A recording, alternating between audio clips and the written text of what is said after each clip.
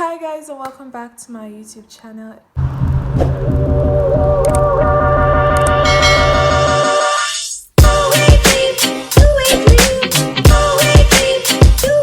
If this is your first time here, you are most welcome. My name is Amanda Aganyi. Please do well to like, share, comment, and subscribe. I feel like you guys don't know the importance of the subscribe button. It's really important because it's going to help me grow with subscribers, and then I can finally get paid. I am not doing YouTube because I just want to do YouTube. Of course, I want to make money from it. So please do well to subscribe.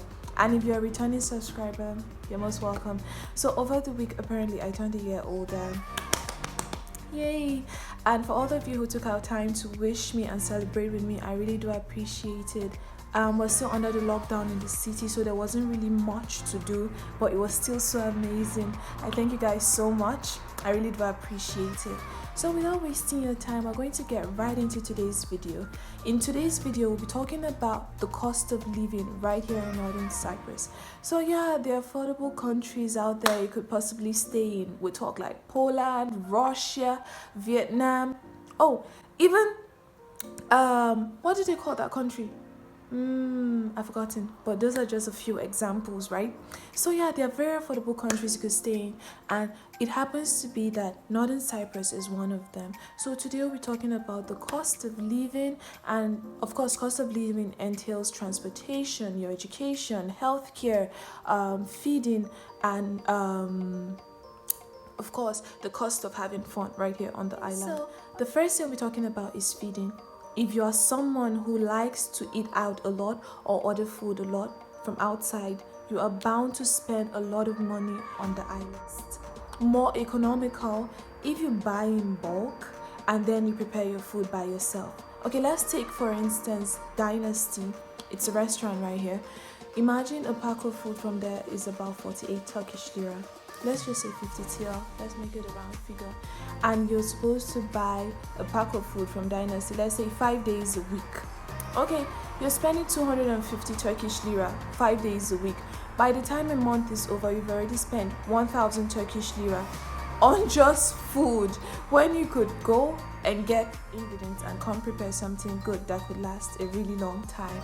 So if you're someone who likes to eat out, you're bound to spend a lot of money on feeding than someone who buys and prepares. I feel like at this point it's wiser if you get a friend who can really cook and you're like, okay, you know what, I'm going to buy the ingredients and then you just do the cooking and then we share the food. I feel like that's a smarter way to go about it. But anyways, my point is, of course, if you're someone who likes to eat out a lot or order food a lot, you're bound to spend more than someone who likes to prepare their food themselves. Transportation. Actually for transportation, it differs for the city you are in.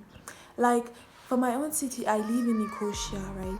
To take a taxi is about within the range of 30 TL to 50 TL, depending on where you are going to. I don't know how much it is in Magusa, but I am sure it's way expensive in Guinea. Guinea is like a really tush city.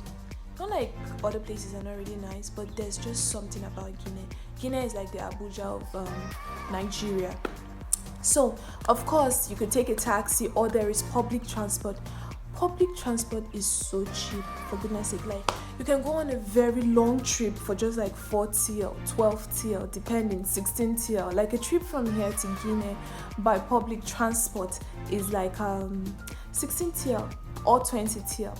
Okay, the last time I went was 16 TL.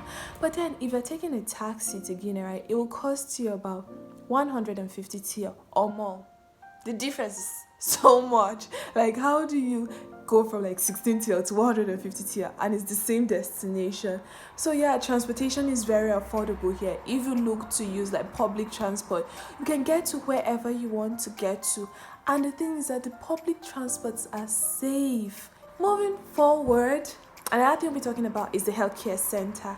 Okay, so as a student, right, if you have like your Mujarat, which is your student permit, and you fall ill, right, you can go to the government or public hospital and then you get to have free healthcare, like they treat you because of the insurance involved in your Mujarat. But then there is also the private sector. To be honest here, I've never gone to the public hospitals, or do I say government hospitals rather. I only go to the private ones, but the government hospitals or the federal hospitals are very affordable. Meanwhile, the private hospitals too are not so overly expensive. They are actually affordable. You could actually afford the amount. And I just feel like when you go to the private hospitals, right, you're given like special treatment unlike the government hospitals. And if you're someone coming from Nigeria or an African country, this is not supposed to be new to you. Accommodation. Okay, I'm not going to lie. Accommodation here to an extent is actually really affordable compared to other countries and other places around the world for international students. Like, it depends. If you get a place or a landlord whereby you have to pay your rent monthly, and let's just use this as an example, right?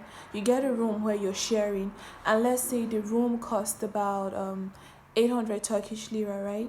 Because you're sharing the room, you get to pay 400 Turkish lira, which is really affordable for someone who, for a student in general. 400 Turkish lira is not a lot of money. And yes, there are going to be bills because you're going to have to pay for light, for electricity, but at the same time, it is still affordable. And it just depends. You know what they say in my country, eh? Better soup na money killer. So if you want like nice, like a penthouse, something really, epic, of course you can get that, and you're going to have to pay more. But if you're just looking to get a place where you could lay your head and rise and attend to your businesses for the day, of course you can get that as well. It all boils down to your pocket size, but I'm not going to lie, it's actually still affordable, which is actually really amazing given that a lot of international students are here to just get their lives started. So yeah, accommodation is very affordable as well. Thing that is so affordable on the island is education. And the good thing is, when you're coming to the island, automatically as an international student, you get a 50% scholarship. Like, where is that done? Nowhere except Northern Cyprus. You come to the island as a first year student and you do so well on your grades, like you excel perfectly well, and you maintain a CGP of 3.5 for 2 semesters straight up, you're given 100% scholarship. The tuition is even affordable while you're coming.